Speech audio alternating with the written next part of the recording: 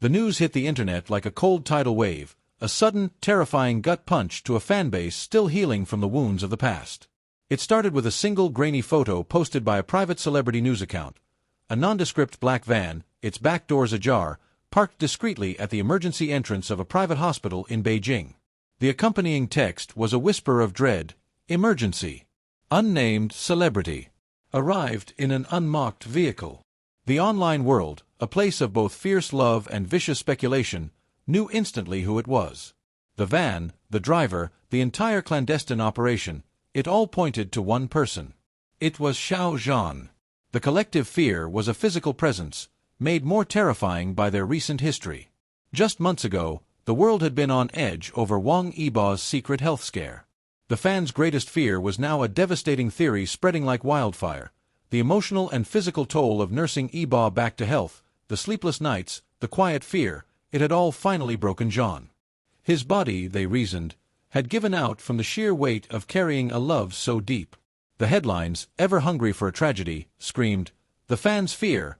What was the real reason for Xiao Zhan's emergency?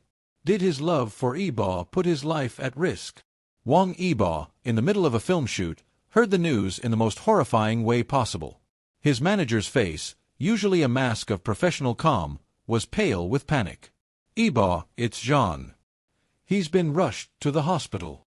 Yibo didn't wait to hear the rest. He ran. He ran through the set, past 100 bewildered crew members, and into a waiting car.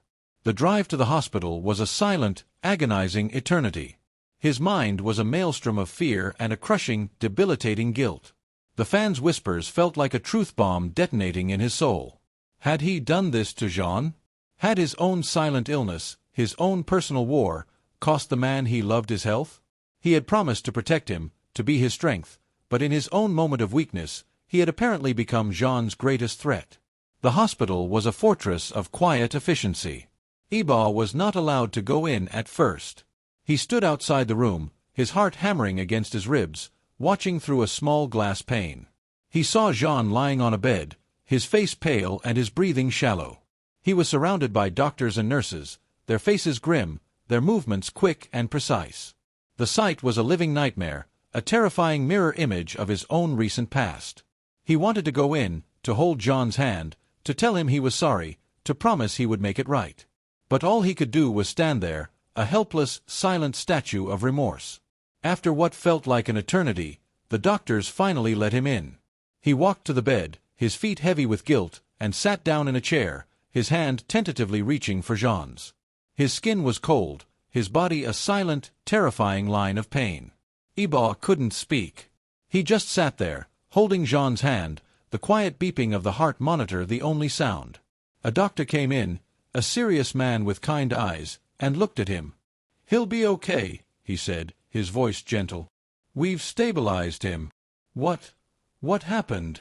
Yibo managed to ask, his voice a raw whisper. The doctor paused, his expression growing serious. "It's a complication from a past injury. A very old one." Yibo's mind went blank. Zhan had never told him about a past injury. The doctor continued, "When he was a teenager, he was in a serious car accident. The seatbelt caused some internal damage to his kidney, but it was minor and healed on its own. It's something that can lie dormant for decades. The intense schedule, the physical strain of his work, it caused a flare-up. He's been in excruciating pain, but he never told anyone. He's just been powering through it. The stress from your recent ordeal, it didn't cause this. It simply exacerbated a pre-existing condition." The words hit Yibo with a mind-blowing, brutal clarity. The fans' fears, his own crushing guilt, it was all a lie. This wasn't a tragedy of love causing harm. It was a story of a silent, private war Zhan had been fighting his entire life, a secret he had kept hidden, even from him. The realization was a complex mix of immense relief and a new, profound heartbreak. He had believed the worst of his partner, the one person he had promised to trust, and he had been so terribly wrong. He looked at Zhan's pale, serene face, and a fresh wave of tears stung his eyes. This was a truth they would now share, a new layer of their bond forged in the crucible of a devastating lie. He leaned down, his forehead touching Zhan's, and whispered a promise he would never break. "I'll never let you fight a secret battle alone again. Ever." The world would find out the truth in a few days at a press conference that would be a masterclass in honesty.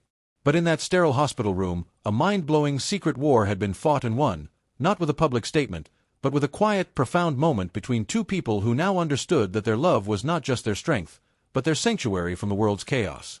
The truth of Xiao Zhan's silent struggle was a secret shared only in the sterile confines of a hospital room, a profound bond forged in a moment of crisis. Yibo's guilt, now replaced by a fierce, protective love, had been the catalyst for an unshakable promise. They would never again let the world force them into fighting their battles alone. The world's fearful whispers, so quick to cast a tragic shadow over their relationship, would soon be replaced by an awe-inspiring, mind-blowing truth. They decided, with a quiet and mutual resolve, to hold a press conference, not as a desperate act of damage control, but as a deliberate statement of honesty and shared vulnerability. The venue was a hushed, reverent space, a stark contrast to the chaotic media frenzy of previous scandals. When Yibo and Zhan walked out onto the stage, the air was thick with anticipation. The flashes of 100 cameras were a blinding storm, but they faced them together, their hands clasped firmly, a silent promise to the world. They sat down, and Yibo, in an unprecedented move, spoke first. His voice was a raw, honest whisper as he recounted the terror of the past few days. He admitted to his own initial fear, his own gut-wrenching guilt, and the devastating realization that he had fallen for the rumors. He spoke of the burden of living with a secret, and the courage it takes to share it. Then, he turned to Zhan. "When I was in the hospital, I had to fight my own battle. But this man," Yibo said, his voice thick with emotion, "was my strength. And while he was taking care of me, he was fighting a secret battle of his own." He gently squeezed Zhan's hand. Zhan then took the microphone. He spoke, not with the polished poise of a celebrity, but with the quiet dignity of a man who had been through a war. He revealed the truth of his old, debilitating kidney injury, the one he had gotten as a teenager and had never told anyone about. He spoke of the silent pain he had endured, the immense physical and emotional toll of his demanding career, and the final, unavoidable collapse that had sent him to the hospital. He didn't ask for sympathy. He simply told his story, a raw, unflinching account of a private struggle. The journalists, who had been poised for a sensational headline, were rendered completely silent. The sheer honesty of their confession was a mind-blowing spectacle. The public, watching live across the country, felt a collective wave of shame for their quick judgment and an outpouring of love and respect for their unwavering honesty. The narrative was completely transformed. The tense night at the hospital was no longer a tragic mystery but a testament to a love so profound it could turn a hidden battle into a shared victory. The public had been given a sensational headline, but what they received was a beautiful truth, and they were forever changed by it. Their careers and their private lives were now in a new, more powerful phase. They were no longer just celebrities. They were a symbol of resilience and quiet strength. The rain lashed against the sterile hospital window, a rhythmic counterpoint to the frantic beeping of a heart monitor. The air was thick with the scent of antiseptic and a tension so palpable you could taste it.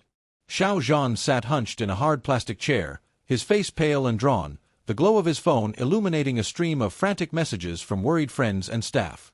Just a few feet away, obscured by a curtain, lay the reason for this late-night vigil, a young dancer from his company, felled by a sudden, inexplicable collapse during a rehearsal.